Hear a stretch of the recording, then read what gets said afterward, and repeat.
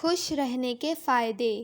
اپنے مسائل کے بارے میں کم سوچیں، مسائل کے حل کے لیے پوری کوشش کریں، نتائج کے بارے میں فکر مند نہ ہوں۔ اپنے ارد گرد کے لوگوں اور گھر والوں کو خوش رکھنے کی کوشش کیجیے، آپ کو بھی خوشی ملے گی۔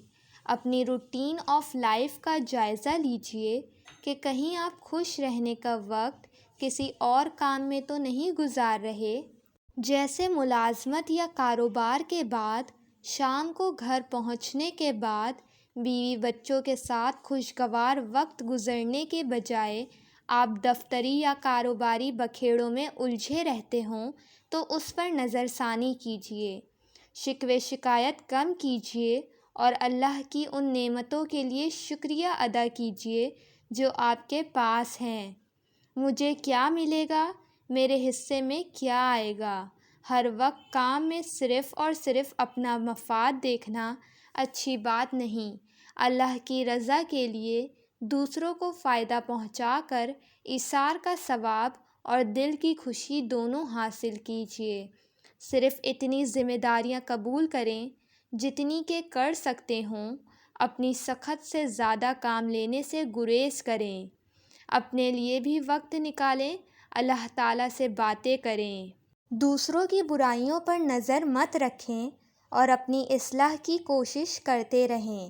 دوسروں سے اپنا مقابلہ کرنا مثبت انداز سے ہو تو ہمیں ترقی کی راہ پر چلا سکتا ہے، اور منفی انداز سے ہو تو خوشیوں کے بجائے غم میں مبتلا کر سکتا ہے کہ اس کے پاس بڑا گھر اور گاڑی ہے اور ہمارے پاس کچھ نہیں۔ بڑی خوشی کے انتظار میں چھوٹی چھوٹی خوشیوں کو ضائع نہ کریں۔ یہ ذہن بنا لیں کہ میں بڑی خوشی ملنے پر ہی خوش ہوں گا، یہ ایک ایسی سوچ ہے جو انسان کو کبھی کامیابی نہیں دلا سکتی۔ اپنے پاس موجود تمام نعمتوں کا شکر ادا کریں جو رب کریم نے آپ کو عطا کی ہیں۔ شکر نعمتوں میں اضافے کے ساتھ ساتھ انسان کو خوشیوں سے بھی نوازتا ہے۔ دوسروں کی خوشیاں اور آسائشیں دیکھ کر جلن پیدا کرنا غم پیدا کرتا ہے، خوشیاں نہیں۔ ویڈیو پسند آئے تو ویڈیو کو لائک اور چینل کو ضرور سبسکرائب کر لیں۔